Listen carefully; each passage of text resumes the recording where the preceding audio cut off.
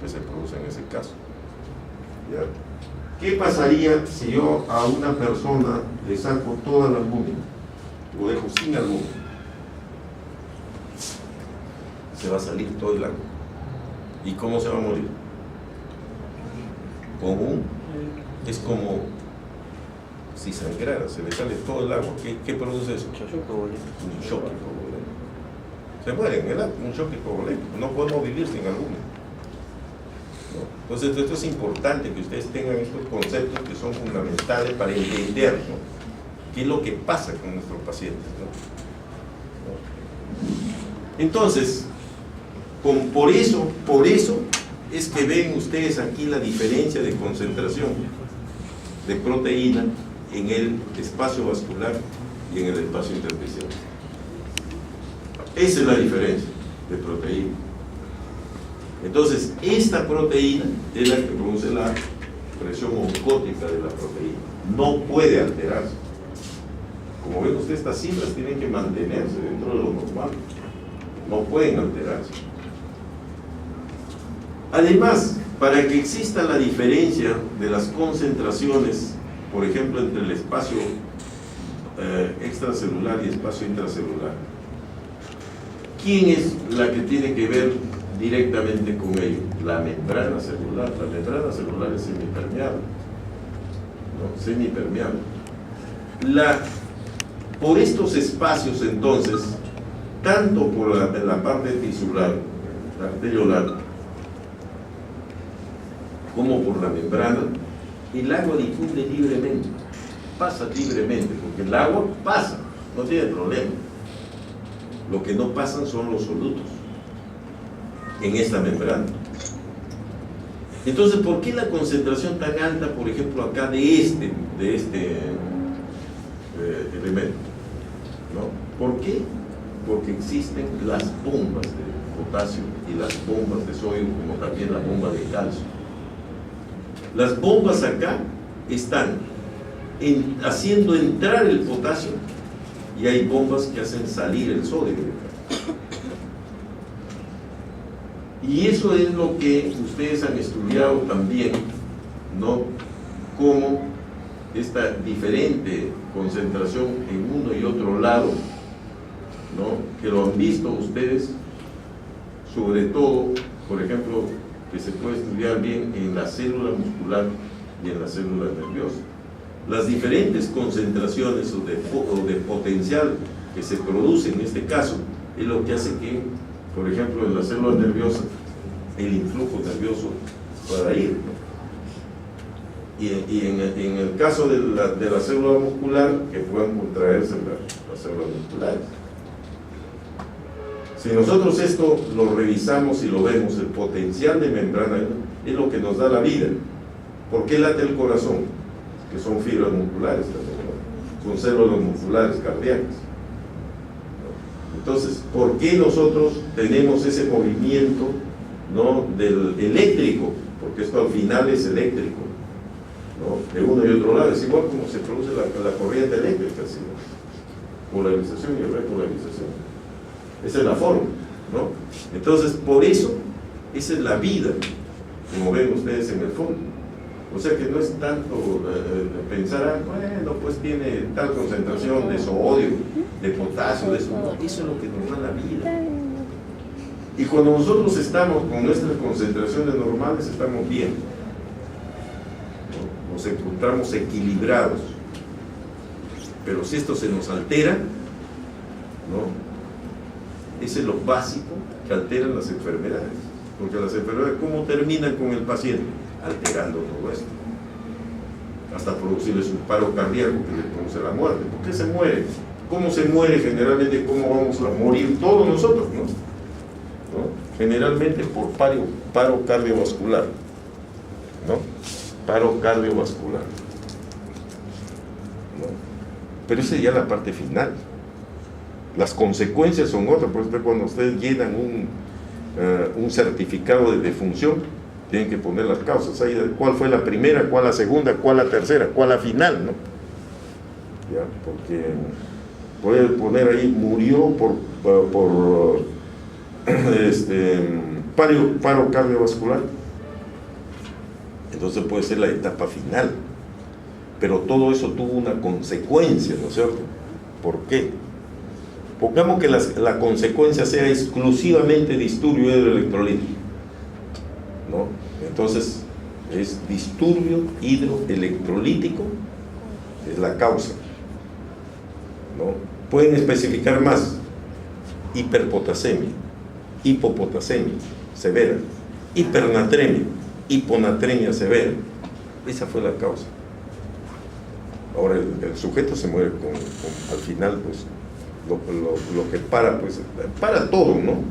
Pero cuando ya es la etapa final, viene ya la etapa, ¿no es cierto?, de que los órganos se quedan sin función.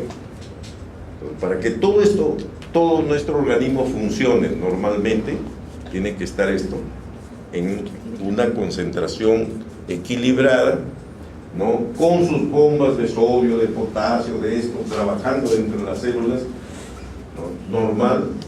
Mantener la cantidad de electrolitos que nosotros debemos tener, incluyendo la proteína. Para eso tenemos que tener un buen hígado, ¿no? ¿Para qué? Por eso hay que cuidar nuestro hígado, ¿no? Porque imagínense, si no, empieza a fallar esto, que es lo que ocurre en el cirrótico. Pues tenemos que cuidar nuestros órganos, tenemos que cuidarlos como, ¿no?, porque de ello depende nuestra vida, finalmente, ¿no? Entonces, como ven, esto es muy importante manejarlo desde ese punto de vista. Vamos a ver, este cuadrito no es quizás tenerlo en cuenta, porque miren ustedes qué es lo que ocurre en nuestro tubo digestivo. En nuestro tubo digestivo. Miren, nosotros aproximadamente de saliva no nos damos cuenta, pero estamos produciendo 1,5 litros aproximadamente de saliva. ¿Y a dónde va la saliva? Al tubo digestivo. Porque nosotros pasamos la saliva consciente o inconscientemente. Además, cuando comemos necesitamos remojar el alimento. Entonces ahí la saliva pasa. Constantemente vamos a tener una producción que es esta aproximada de promedio en 24 horas.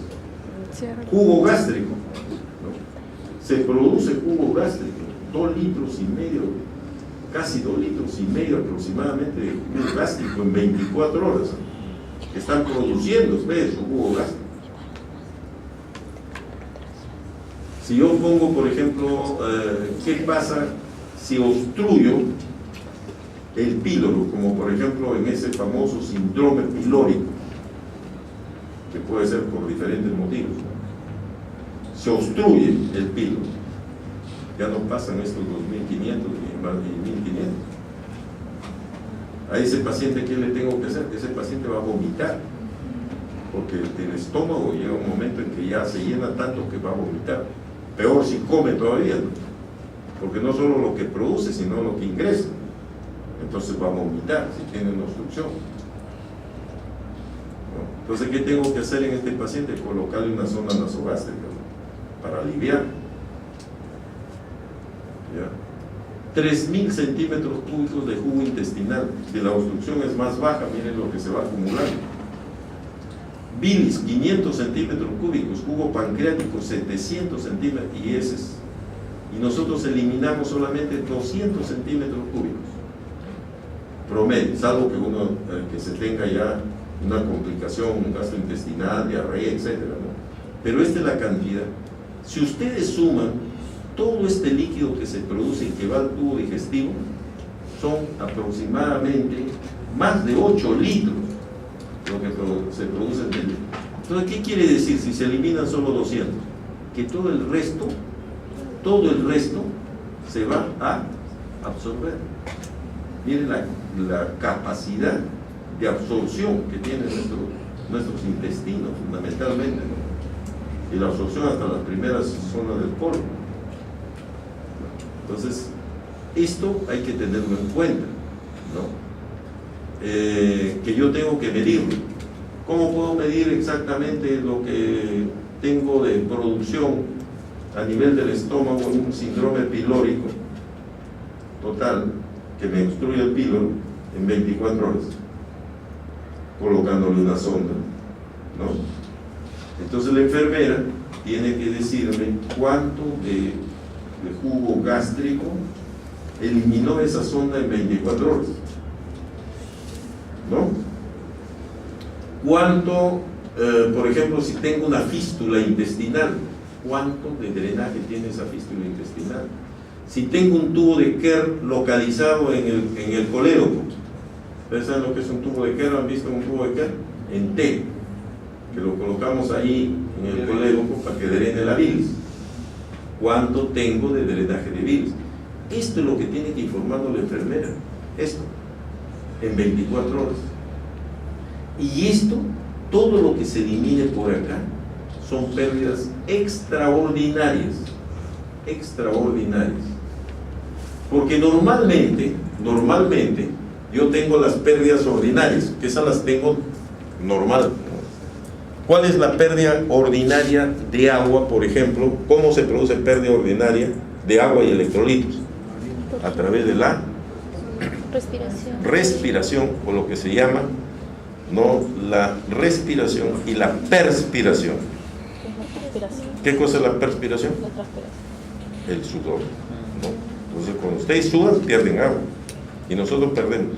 Normalmente, pues, se pierden 500 centímetros cúbicos, pero si un paciente tiene fiebre y suda, puede perder litro y medio. Entonces, todo eso hay que... Pero esas pérdidas son insensibles.